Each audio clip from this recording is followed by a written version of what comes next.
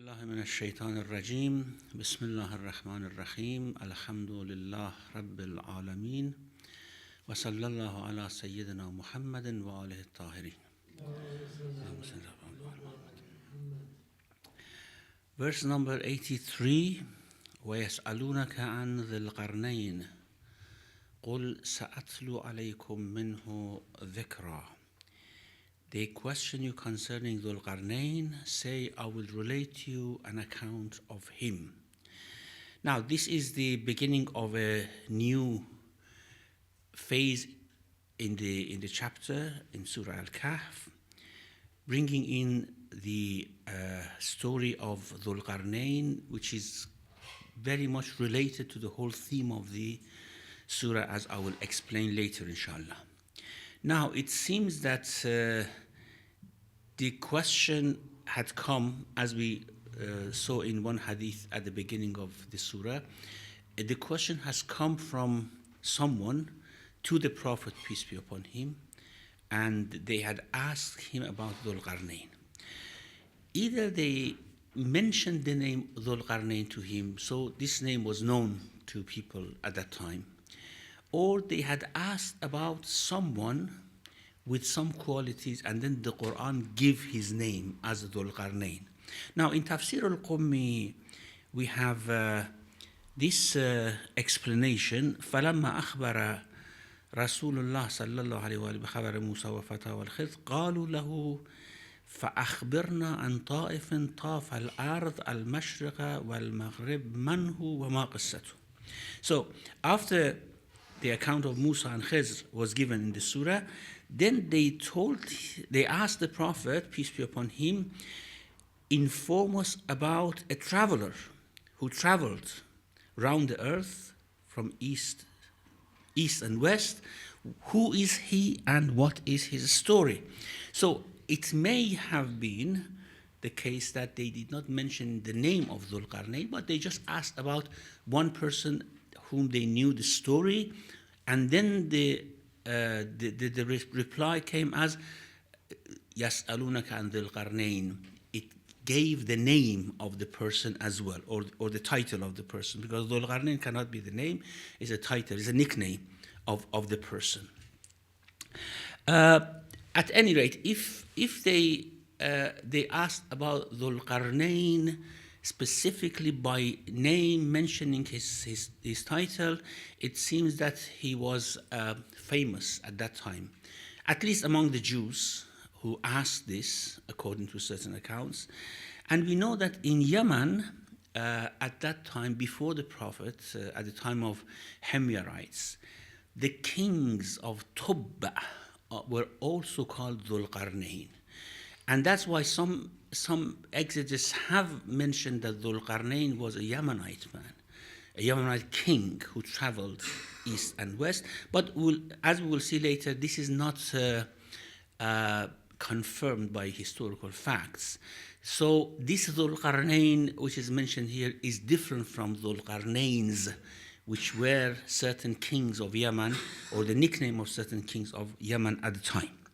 Now, they ask you with regards to Dhul Qarnayn, قُلْ سَأَتْلُو عَلَيْكُمْ مِنْهُ ذِكْرًا. Now here, dhikr may be an account, mention. I will make a mention of him to you. And also dhikr may be referring to the Quran. I will bring some Quran about him soon. So if it's the second case, it gives the importance of the question. I mean, people may have come and asked the Prophet about Dhul Qarnayn, and the Prophet may have just answered, okay, it's Dhul Qarnayn, with the knowledge that Allah had given him or would give him. With the knowledge that he had, he would have said that, for example, Dhul Qarnayn was such and such man or such and such person. Just like many questions Jews and Christians came and asked the Prophet, and he just replied impromptu, or replied with the knowledge that Allah had given him. But some reply coming from the Quran makes the whole issue more important, and actually implies that the account of this man was important for all human beings to know. So, especially because it says, Sa'atlu alaykum, I will recite for you.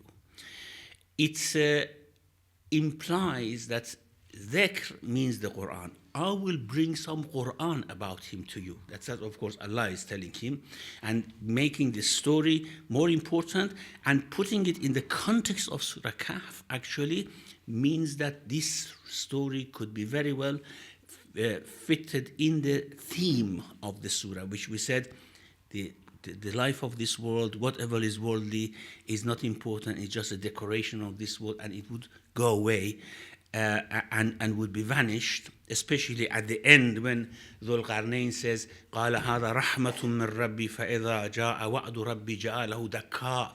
That huge barrier that he built with copper and iron and stone, and he said, when the promise of my Lord is fulfilled, this will be destroyed, which goes very well in the theme of the surah, إِنَّا جَعَلْنَا مَا عَلَى الْأَرْضِ زِينَةً لَهَا. So, I think the second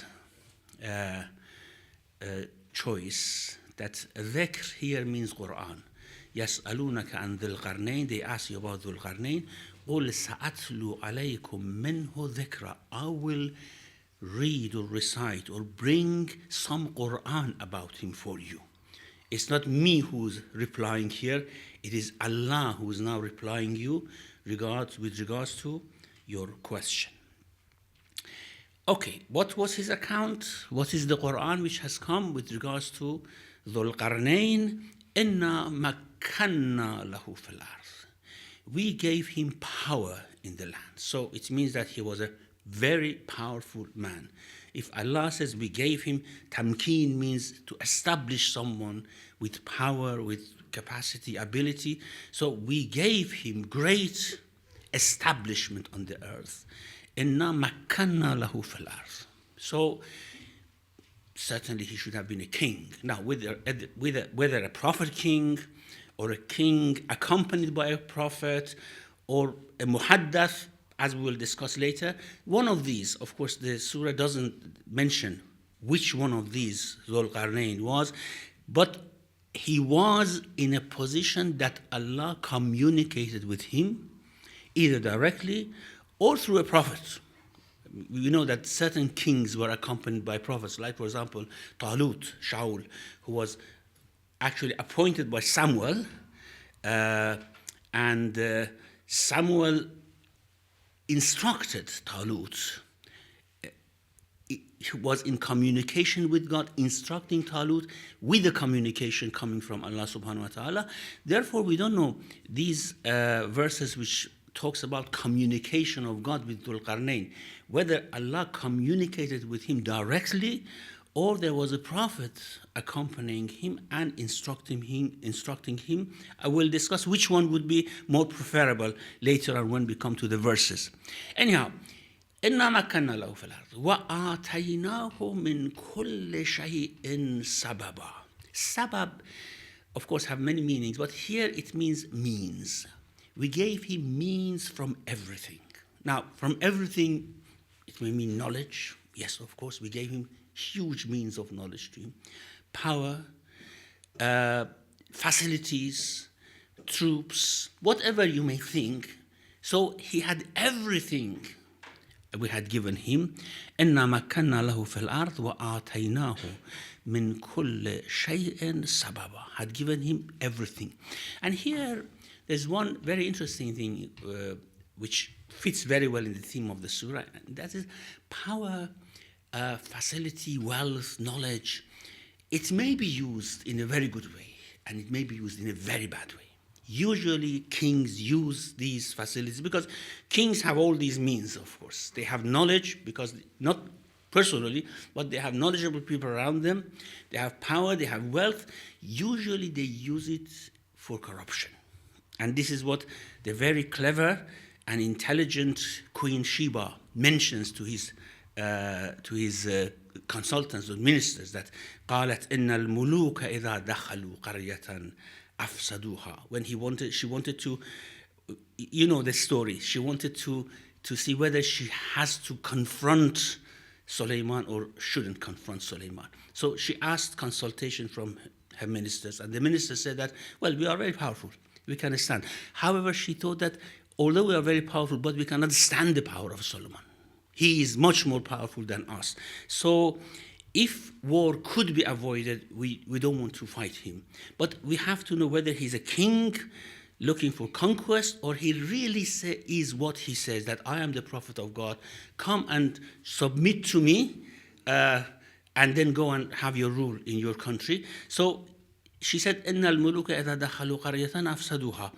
We know that if he's a king and he comes in, he would destroy everything, kills all of us. جَعَلُوا أَعِزَّةَ أَهْلِهَا أَذِلَّةً. We are now honored, dignified, and she would destroy all that. He will destroy all that. So I have to see, if that is the case, we resist, no matter what.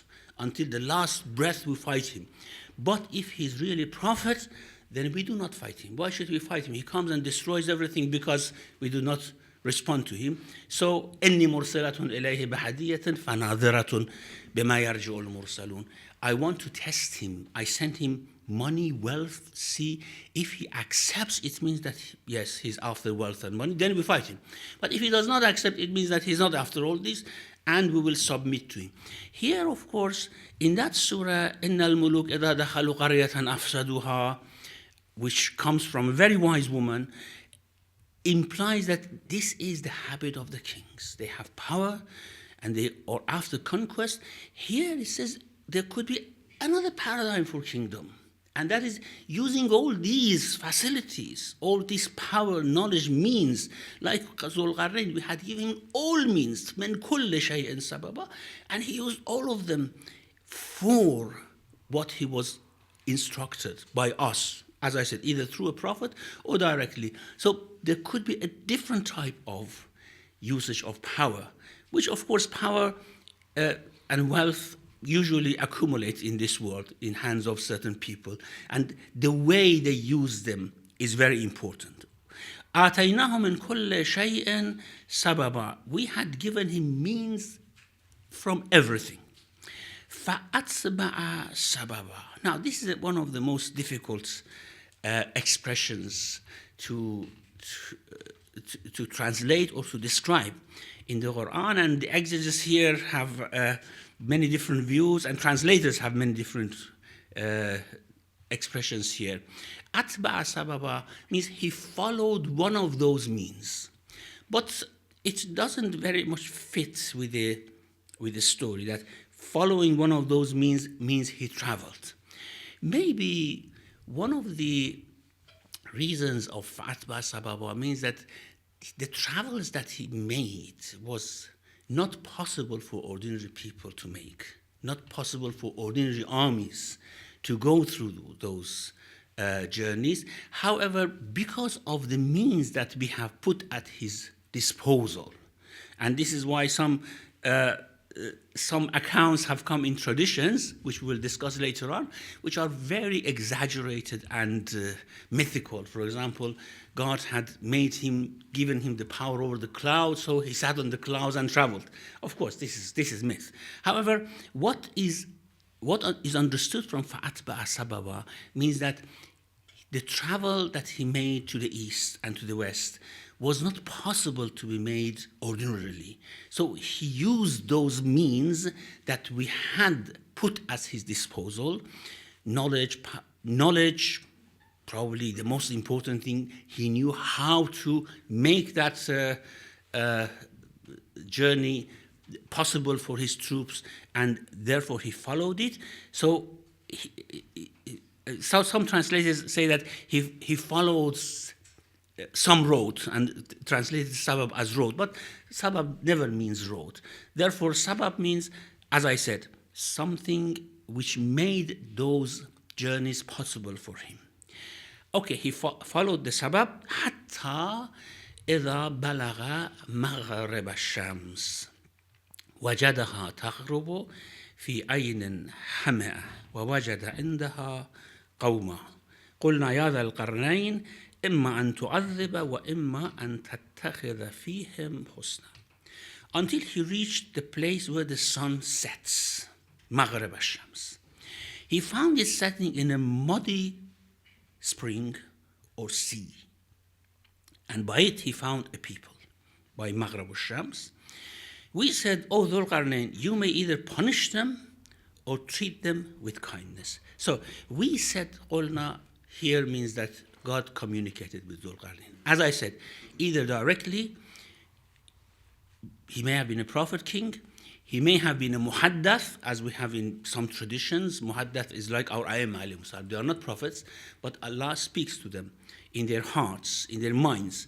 So this is one other possibility. The other possibility is that he was accompanied by a prophet. So there are three possibilities for this qulna, we told him. How did we communicate with him? There are three possibilities. Either he himself was a prophet, king, or accompanied by a prophet, or he was a muhaddath. So we told him, Dhul Qarnayn, you may either punish them or treat them with kindness. Now, Maghreb al-Shams, of course, is apparently the farthest land, the farthest place on the land where someone cannot go further, and therefore that is where the sun sets for the people there in the sea. And that is what it says, وَجَدَهَا تَغْرُبُ فِي عَيْنٍ حَمَأَةٍ, in a black sea or muddy sea. Hama'a may mean black because of mud. Now, Ain, spring, also may mean sea, and this is used in Arabic language. And most probably what is meant here is a black sea. Now, where that black sea was that he traveled and found these rebels there, وَجَدَ عِنْدَهَا قَوْمًا, they're actually dwelling of some people who had rebelled and raided others, was just by that sea, by the Maghreb al-Shams. Therefore, exegetes have somehow mentioned different accounts where that Black Sea was, whether it was really the Black Sea that we now know, and the water is black actually, it's muddy, Hama'a, or Hama'a means Hamia, probably, hot, warm, and that is the Atlantic Ocean, whether he went by the Atlantic Ocean, where there was no land beyond that, and that is more probable because people thought that beyond Atlantic Sea there was no land anymore. They couldn't actually travel beyond that. So it may have been Maghreb al-Shams, where the land actually ends in Maghreb, would be actually the Atlantic Ocean. So he may have gone there. There were some people there. These people were actually vicious people, rebellious, and there were some good people among them, some bad people. The bad people had overwhelmed the good people, and they were attacking and other people doing mischief on the earth. So he went and actually overpowered them, going to Maghreb al-Shams, overpowering these people. Now, after he overpowered them, captured everyone, now what to do with these people? And apparently it was a great nation.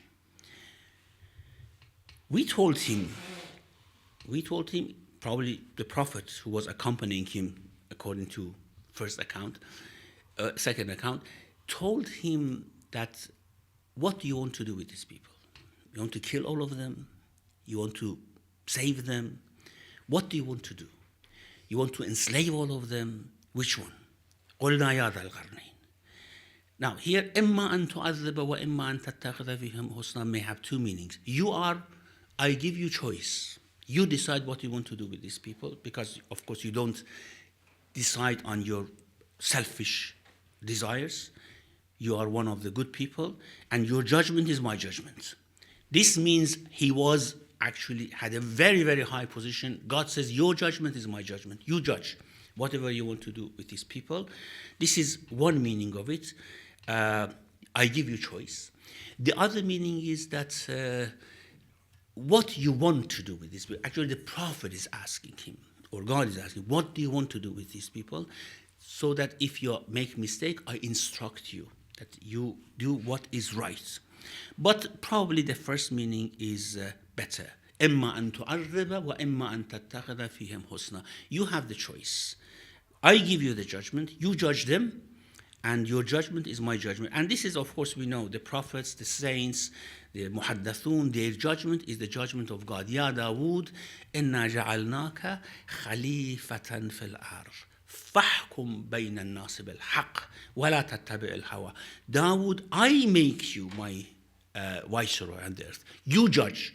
Your judgment is my judgment. This is what here means as well. Your judgment is my judgment, and you judge among them the way you like. Now, the judgment, of course, is not a selfish one. Despite the whole corruption that they had made in that area, قَالَ أَمَّا من, verse number 87, أما من ظلم فسوف نعذبه ثم يرد إلى ربه فيعذبه عذابا نكرا. He said, as for him who is a wrongdoer, we will punish him. Then he shall be returned to his Lord, and he will punish him with a dire punishment. عذابا نكرا. Nukr means something which is unprecedented, unknown. So a punishment which is unprecedented. Now, it may mean the punishment of the hereafter, after they return to the Lord, is not something that we know in this world. It's not, although it says in the fire of hell, or we punish them by, for example, chaining them, but these are expressions which are metaphorically mentioned. The punishment which comes there is not something known for us. These expressions are just telling us this is something dire, this is something terrible which is coming. So he will punish them an unprecedented adhab al-nukra. That is one meaning. The other meaning is that these people are so corrupt and they have made such a mischief that their punishment is very different from the punishment of other people when they return to their Lord, and therefore that's adhaban nukra. فَيُعَذِّبُهُ adhaban nukra. Now, Allah Tabatabai Rahmatullah alayhi says that from this verse, we deduce that he himself was not a prophet and was not a muhaddath. He was talking to someone. And that someone, who was a prophet probably, was instructing him. Why he says that? He says, أَمَّا مَنْ ظَلَمَ, the one who's wrongdoer, فَسَوْفَ نُعَذِّبَهُ. Soon, of course, after we have settled everything and we have judged and we have distinguished between good and bad people, we will punish him. ثُمَّ يُرَدُّ إِلَىٰ رَبِّهِ. He will return to his Lord. So he's not talking to the Lord himself, isn't it? He's talking to someone, and bringing Lord, Rabb in the third person means that he is talking to a prophet, telling him what he decides to do. ثُمَّ يُرَدُّ إِلَىٰ رَبِّهِ فَيُعَذِّبُهُ عَذَابًا نُكْرًا. In this case, even the prophet has actually conveyed to Dhul-Qarnayn that, Dhul-Qarnayn, you have the choice. You decide what you want to do with these people. And because, again, your judgment is approved by God, and because we know your account, we know your past record, we know that you are a good man, a righteous person, so you judge whatever you want. And this implies that even people, if they are not prophets, if they are not from the rank of muhaddathun or siddiqeen, if they are really righteous in their past history, their judgment is usually right judgment. And this is what we have in many traditions. Al-mu'minu yanzuru bi nurillah. Mu'min see things with the light of Allah subhanahu wa ta'ala. Mu'min, a true believer, doesn't really make big mistakes in their judgments because Allah is supporting them with their decisions. So Dhul-Qarnayn is given that choice not because he was a prophet, not because he was a muhaddath, but because he had a very, very good record in his past, in his judgments, not selfishly deciding about things. So here Allama says that we deduce that he was not a prophet himself, he was accompanied by a prophet. Okay, whoever is wrongdoer, we will of course punish him. وَأَمَّا مَنْ آمَنَ وَعَمِلَ صَالِحًا. But as for him who has faith and acts righteously. Now, here, has faith and acts righteously, as I said, it means that nation had good people and bad people. The good people were overwhelmed by bad people. Maybe they had been sent to wars by force or whatever. They had been forced to make decisions based on the decisions of the evil people, but they were not bad people. So for these, أَمَّا مَنْ آمَنَ وَعَمِلَ صَالِحًا. Now, again, what was the time of Dhul Qarnayn? We don't know, but some traditions say he was after Nuh. Some traditions say that he was a contemporary of Ibrahim alayhi salam, and some traditions say that he was a contemporary of David. However, of course, we really don't know what time Dhul Qarnayn was living. There are some guesses, of course, but it is certainly before Prophet Muhammad, as we know, before Jesus alayhi salam. So here, man amana wa amila salihan, and whether these people at all believed in any book or any religion, we don't know. But you see, still among these people who were very far away, in Maghrib al-Shams, they had not probably received any revelation through the Abrahamic faith, but still, you see, the element of faith and good acts is mentioned about them. And this shows that faith and good acts can be actually approved in any religion, in any nation. If someone has faith in God, this is the most important element, faith in God, and acts righteously, no matter what faith they have, they will be rewarded. And this is what he mentions, وَأَمَّا مَنْ آمَنَ وَعَمِلَ صَالِحًا فَلَهُ جَزَاءٌ الْحُسْنَى. Now, فَلَهُ جَزَاءٌ الْحُسْنَى is general, means with me and with God. They will have good reward. But as for him who has faith and acts righteously, he shall have the best rewards, and we will speak to him gently for our command. Of course, these people have been rebels, all of them, the good and bad. And although they were overwhelmed by bad people, but they were rebels. And I have to give them tasks.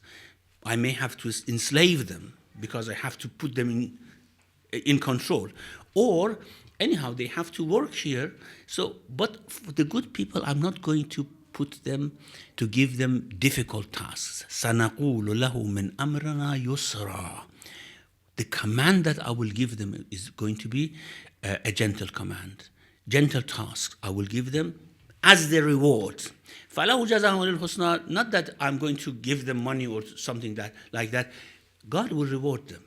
God will reward them, and my reward to them is that I will get, though I don't give them difficult tasks to perform. سَنَقُولُ لَهُ مِنْ أَمْرِنَا يُسْرًا. So this was his journey to the west. Now, of course, we'll talk about these journeys later on. We'll talk about the person of Dhul Qarnayn, the differences that are there. Now we are just going to the details of the ayat, and then inshallah next week we'll discuss in details about who Dhul Qarnayn was, where these journeys took place, and what happened. And of course, the accounts are so confusing that maybe you do not like to hear them, who this Dhul Qarnayn was. The Quran has made the story very, very simple. He doesn't, as you know, the Quran is not concerned about history. It's not concerned about people. It's concerned about examples. And here is an example which is given to us. ثُمَّ أَتْبَعَ سَبَبًا. Then he followed another means that we had put at his disposal.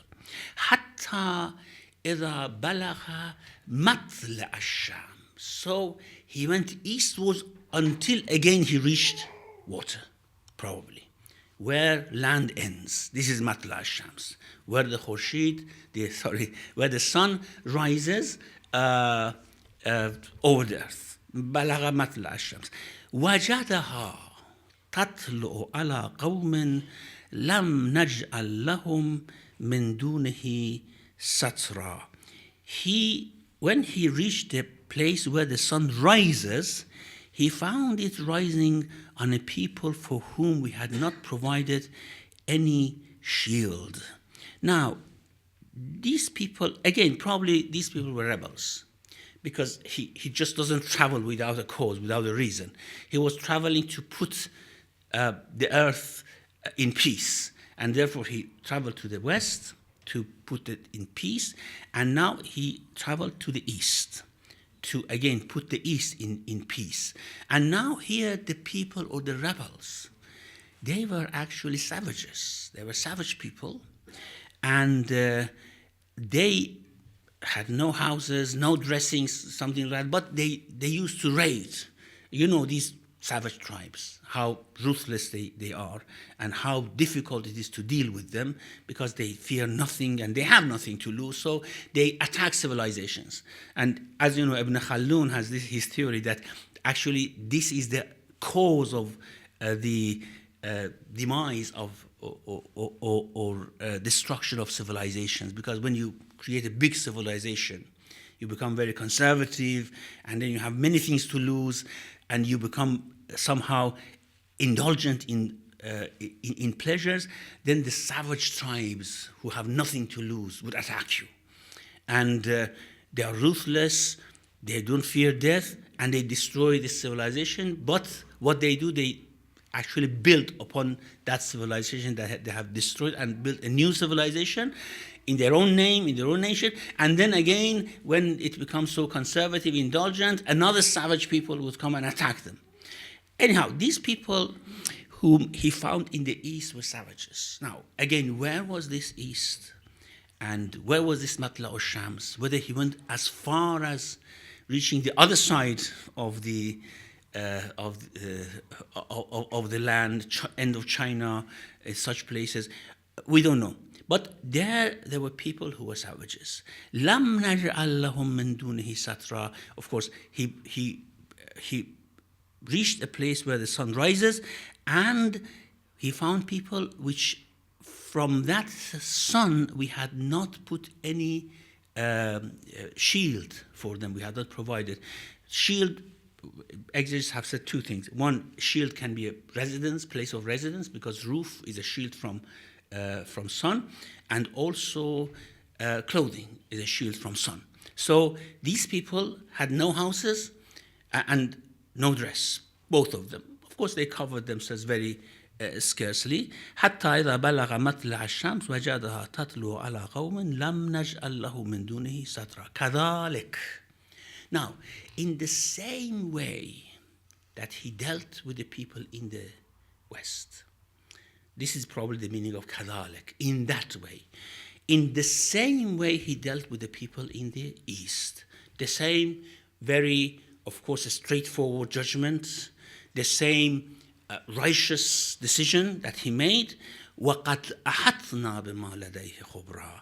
And we comprehended whatever pertained to him, whatever he did, we knew. Now, the exegetes have mentioned that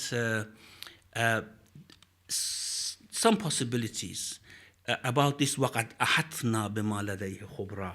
We had knowledge, we had encompassing knowledge about what he was doing. One is that whatever he did and whichever way he went, whatever sabab he followed, it was with our knowledge, with our guidance, and with our instruction. So he didn't do all these things on his own account. He didn't want to make conquests on the earth. He didn't want to subdue people. He did all these because we instructed him to do it. You see, this is now very similar to the story of Khidr alayhi salam. وَمَا فَعَلْتُهُ عَنْ أَمْرِي. I didn't do anything on my own account, on my own accord. So here, the Zulqarnain, the same thing. أَحَطْنَا بِمَا لَدَيْهِ خُبْرًا. We were actually aware, we were instructing him and guiding him. This is what Allama Tabatabai rahmatullah has chosen for the meaning of this verse. The other meaning is that here God wants to say that no one knows how Zulqarnain made these trips, these journeys, long journeys. It is only us who know how he did them. The details of these stories are unknown to people because it's not possible for them to comprehend how Dhul-Qarnayn managed to do these things. We ahatna bima ladayhi khubra. This is another meaning which is given. The other meaning is that he actually bore and endured lots of difficulties in these journeys. And we had instructed him to go and make peace, make the earth peaceful actually, help people in the West and in the East. And this is very important. This is the sort of universality of power. If you have power, then you have to help. You have to help people in the West, you have to help people in the East, and especially nowadays that we have this migration crisis, it's very interesting. And that when you have power, when you have means, when you have ability, then you have to help. And here, of course, the difficulties he actually went through, why should he just get out of his palace, for example, go to the West, farthest westward, and somehow quell some corrupt uprisings there, and then go to the very farthest east and do the same thing. Why should he do it? And he didn't want any conquest. He didn't want any money. He was not doing it for land, as we will hear later on when people were offering him to build a barrier for them, or a huge wall for them, and he did not accept. So he was not doing all this for anything like that. So he was just doing it for the sake of peace and for the sake of human beings who were suffering, of course, without instruction. And therefore, of course, we know what he did. And we are certainly rewarding him. We have everything in our account book about him. كَذَلِكَ وَقَدْ أَحَطْنَا بِمَا لَدَيْهِ خُبْرًا. And this gives us another lesson, that if people are in difficulty in the East or the West, no matter what faith they have, you see, here, certainly the people who were in the West or the people who were in the East, who were savages, and people who were in their vicinities, who were attacked by them, certainly they didn't have the same religion as Dhul-Qarnayn had. Certainly they didn't have Abrahamic faith. But here Dhul-Qarnayn takes it as his duty, as his responsibility to go and help them. And this is very important. Sometimes people tell us, for example, why do you support Palestinian people? Why they are not Shias? Oh, this is very ridiculous. I mean, at least they are Muslims. Now, even if they are not Muslims, we have the responsibility. Anyone who is in difficulty, that is the most important thing which we have to bear in mind with regards of power. Power should be used in this way. And I think this is a very, very telling story. The story of Dhul-Qarnayn mentioned here, very telling story that power, wealth should be used to help others. Now, the third or the fourth meaning which the exegetes have given for وَقَدْ أَحَطْنَا بِمَا لَدَيْهِ خُبْرًا means the means he was using for these journeys was so complicated and unknown to people, unfamiliar for people, that only we knew how he made these journeys possible, going to the west and going to the farthest west and going to the farthest east. So matla ash-shams wa maghrib ash-shams means farther east and farthest west, going to these people. ثم أتبع سببا. Then after he actually created peace in the east, he again followed another means. Now here, what we may actually understand again from the meaning of sabab is that آتَيْنَاهُ مِنْ كُلِّ شَيْءٍ سَبَبًا. We had made a cause for him to follow, an objective, his cause in his objective that he had to fulfill. And therefore, first we gave him the cause or the duty to go to the west, so he followed it. From everything we gave him a duty to perform. So he was a very busy man. Certainly he was a very busy man. So first of all, he followed his duty towards the west, then he followed his duty towards the east, then he followed another duty, another cause that we had described for him. حتى إذا بلغ بين السدين, when he reached the place between the two barriers or two mountains, وجد من دونهما قوما. He found near it A people لا يكادون يفقهون قولا, they could hardly understand a word. Inshallah, we discuss this next week. وصلى الله على محمد وعلى الطاهرين. اللهم صل على محمد. Thank you, Shaykh. Many historical questions come to my mind, but inshallah, historical next week. Inshallah. Historical we'll discuss next week. Inshallah. So we open the floor for the public audience to, just a minute, Ali.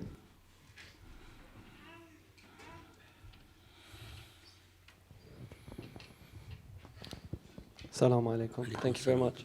I had two questions. The first one was with regards to an intermediary prophet between Dhul Qarnayn and God. I'm not sure it would make a big difference, but so you referred to ثُمَّ يُرَدُّ إِلَىٰ رَبِّهِ as a third person. But we also have, for example, Bismillah ar-Rahman ar-Rahim, قُلْ هُوَ اللَّهُ أَحَدٌ. So that's also third person. Could it not be just an angel that's an intermediary, which is sometimes used to explain the other cases? That's the first question. Yeah, it's possible. As I said, this is just a sort of inference that Allah Tabai makes. Because when Allah, of course, says, قُلْ هُوَ اللَّهُ أَحَدٌ, say He is the Allah, the one. It is Allah teaching us what to say. Hu Allah. We don't say Anta Allahul Ahad, of course, when we want to talk about God. When we want to talk about God to people, we say Hu Allahu Ahad. But here, if he's talking to God, he should say ثُمَّ يُرَدُّ إِلَيْكَ فَتُعَذِّبُهُ عَذَابًا نُكْرًا. Then he will come back to you, because he's communicating with God directly, isn't it? But if here, as I said, this is only an inference. It may not be true. But when he says, ثُمَّ يُرَدُّ إِلَىٰ رَبِّهِ, he will return to his Lord, apparently he's not directly talking to God. So here comes the inference that Allama has made. And the other question? Thank you. The other question is a little bit more unusual. So, Dhul Qarnayn, we know, could mean master of two eras or times. And in Surah Kahf, we've already seen an example of a group of people sleeping for 300 years. So, a form of, you could think of it as a form of time travel. And could we not say that these sabab, or these ways that he had, was a form of time travel rather than physical travel? So, in which case, the Maghrib al-Shams, instead of being a place, is a time where the sun sets, and Matl al-Shams is a time when the sun rises. So, because obviously we use the sun as a bearing for time. So even morning and evening, or what? I mean, for example, either as in one day, being, for example, if you travel very quickly with an airplane, you might be able to see the sunset and the sunrise during the same day, or as a metaphor for an era, the beginning of an era or the end of an era. Well, this we have to add it to the books of Tafsir. No one has ever said this, but I mean, it is something. If we take Qarn as generation or two generations, Dhul Qarnayn, the man who actually saw two generations or two times,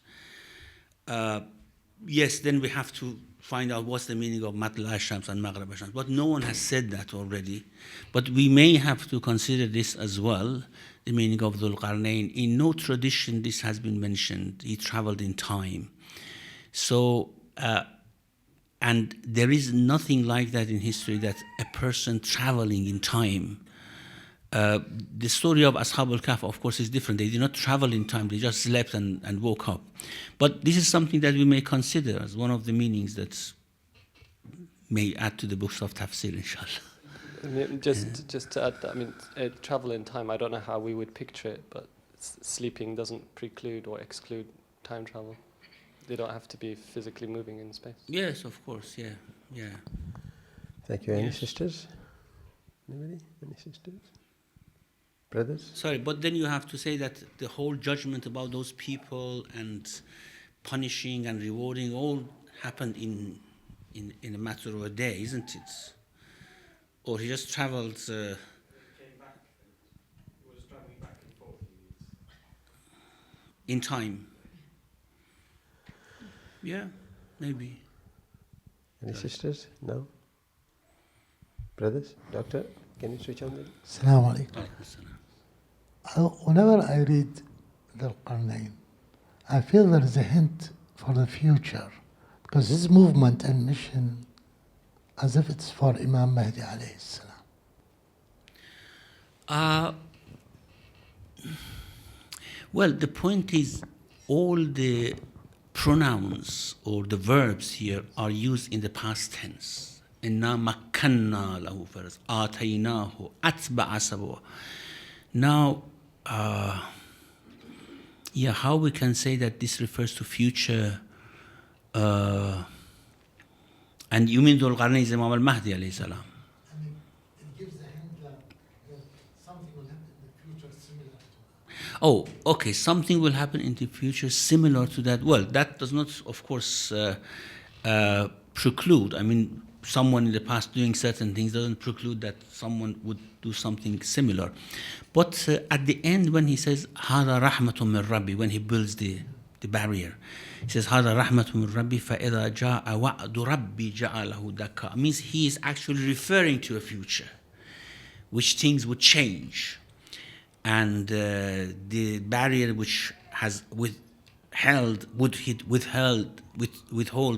Ya'juj and Ma'juj would be destroyed, or would become irrelevant, for example, as some say, that would become irrelevant because then there will come certain technology that they could, for example, fly over it. So there is no relevance anymore for this barrier. Ja'alahu dakka has two meanings. One, that he would destroy it. The other is that he would make it irrelevant. Dakka means dhalil, for example. He refers to future, but someone similar like him coming, yes, because Imam Mahdi would actually put the West and East in peace, isn't it? So would be an example for the Imam Mahdi alayhi salam. Thank you. Any sisters? No? Riyadh? Assalamu alaikum, Shaykh. Thank you for a simple explanation. You make it sound very simple, and then you start using your brain and you think, hang on, no, there is something there that you can make it complicated. Two little issues that come up in my mind. One is when he went to see that people and they were rebellious, what gave him the power of judgment? Could he have wiped out these people and not have a conscience to say, I've killed some good people here? Does he have the right to kill? Well, we don't know what punishment he was going to give to those people, kill them or enslave them or whatever. We don't know. But he certainly had the right to establish peace in that area. And this could have been done in different ways. Now, God actually giving him a choice is not, does not imply that God gave him the choice to kill people. No. As I said, God relies on his judgment. His judgment is sound. So he's not going to exceed the limits of right judgment. And that's why he has given him that judgment. As I said, this is always the judgment of righteous people. I mean, and it's an example for us that when we want to make judgment about people, we distinguish them. We do not just go, for example, people fight against us, we conquer them. We do not just go and sort of destroy those people, all of them. We have to distinguish, we have to discriminate between good and bad, and that is what usually, even nowadays, you see when nations fight, they don't discriminate. I mean, this issue of atomic bomb, what is the meaning of atomic bomb? It means that you don't care. You don't discriminate between civilians, fighters, good, bad. You just destroy everyone. And that's why, for example, Ayatollah Khamenei says it is haram. It's not allowed. Even if others use it, it's not allowed for us to use it because it's indiscriminate killing. So this is a sort of lesson for us that now, even when you want to fight, you have no right to kill indiscriminately. And that's what he did. So by extension of this particular one, if we apply this to people in ISIS now, if there is a camp there and you're destroying people, you see, there's a lot of discussion about ISIS these days. It's just that some people are having trouble saying these are Muslims, and the others are saying no, they are not classified as Muslims. So when somebody believes in something so much that they are willing to take a life, they might, for example, give reference to this kind of ayat and say that life is not sacred. So if we are killing Shias, we are actually doing something which God has commanded us to do. So you get into that framework to say, yes, so once you say life is not sacred, of course, you run the gauntlet, and that's where the difficulty is. So in our position now, do we have a right to say that somebody who kills another Muslim deserves to die? I mean the ISIS, of course. You know, life is sacred is not our discourse, of course. It's not the way we actually address the issue. Because if we say life is sacred, it means that you cannot even punish a criminal by life sentence. You can't give a death sentence. This is not, of course, the Islamic discourse. And in the Quran, it's very clear the criminals may be given the death punishment. But we say that indiscriminate killing people just because they are enemies is not correct, is not right. And now, you are faced with two situations. One situation is that certain people are fighting with you, and you have to fight them. You don't know whether they are good or bad. You have to fight them. They kill you, you kill them in the battle. But after the battle has ended, then you have to judge people. Okay, why you were there? What happened? Were you there just by chance, or because you were somehow seduced into this situation? That's where the judgment comes. In the heat of the battle, of course, you cannot judge people. You just fight them. But after that, yes. Now, I don't know whether you are talking about how to deal with ISIS or how ISIS are dealing with other people. Which one is the question? How to deal with ISIS, yeah. As I said, if it's in the heat of the battle, of course, you have no choice. You have to fight. But after the battle, then, of course, you cannot just take, for example, these people to Guantanamo without any court or any sort of indiscriminately, without injustice, and say we keep them because they have fought against us. No, that is not right. We know that that's not right. It's very interesting that people are doing the same thing all the time, you see. I mean, in the 21st century, in the most civilized countries, they make such judgments indiscriminately against people, and that is not right, certainly. Thank you. Any sisters? We've got about 5-7 minutes. Yeah, bismillah.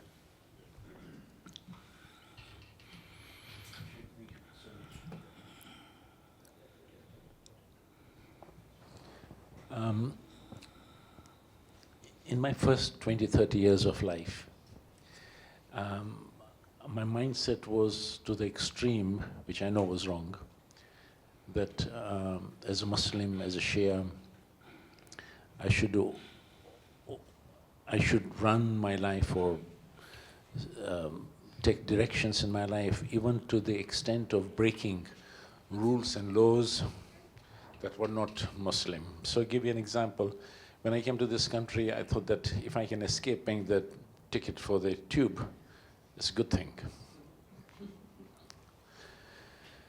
And then subsequent to that in my life, of course, I've changed, and I have said that to be amongst Muslims, to be amongst Shias, to be friends with them, to trade with them, to almost favor my fellow Muslims and Shias is a good thing.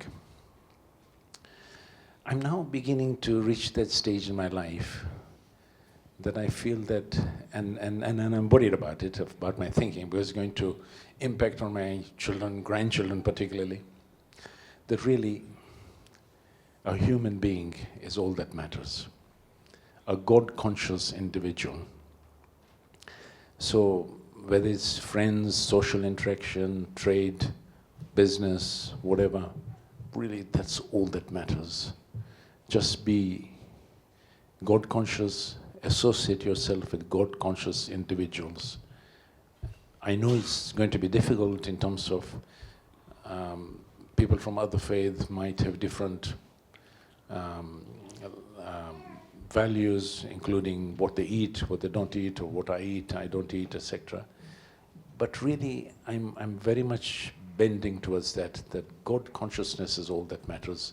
And some of the individuals of other faith are excellent, superb people, much better than some of the other, I'm afraid, Shias or Muslims that I've interacted with in my life. Yeah, in this migrant crisis, you see, people are actually saying why Muslims are not accepting the Syrian migrants, like Saudi Arabia, Emirates, Qatar, who are very, very wealthy and can accommodate hundreds of thousands of people. Why they do not accept them, but why Europeans are accepting them. So that's the difference. You cannot say because they are Muslim, they are good, and because these people are non-Muslim, they are bad. You know, the point is, sometimes we do not follow the Quran correctly, and we think that we are following it. I mean, we have this very, very clear verse in Surah Mumtahana. لا ينهاكم الله عن الذين لم يقاتلوكم في الدين. Okay? First of all, you may have battles or fighting or wars against other nations, but not necessarily you are right. They may be right. But if they fight you because they don't like your faith, they don't like Islam, then of course that's a different matter. لا ينهاكم الله عن الذين لم يقاتلوكم في الدين ولم يخرجوكم من دياركم أن تبروهم وتقسطوا إليهم والله يحب إن الله يحب المقسطين. Allah is not forbidding you, not only to do business with them, not only to interact with them, but to do good to them. And tabarruhum, to be good with them, and to be just with regards to them. Yes, of course, if they do good things, you appreciate their, you acknowledge that they are doing good. You just don't say, because they are not Muslims, their good is not accepted or is not counted. So, Allah likes the just people. So now, if this one verse, if we actually follow it, we realize that most of us are in the wrong mindset about our interactions with other people. Yes, as I said, faith in God is very important, but even if someone is faithless and does not fight us in our faith, and has not actually driven us out of our land as the time of Mushrikun was, Allah says even to them, you do good. So in terms of faith, of course, we are very much concerned about our faith, the way we behave and the way we believe in it. But with regards to other people, if they don't accept it, we have to have a good interaction. قُولُوا لِلنَّاسِ حُسْنًا. Always talk nice to people. That is, of course, what the Quran says. So it means that you have actually left aside that era of your life which you were not following these verses. Now you are following these verses. Thank you. Was there anything? Okay. Any sisters? No, I think our time is over now, so we'll have to stop here. Inshallah. Thank you, Matt. Muhammad wa ali Muhammad sallallahu. Inshallah, next Sunday? Yeah, next Sunday, inshallah, I'll confuse you about Dhul Qarnayn. Today it was very simple, but next Sunday you'll be confused about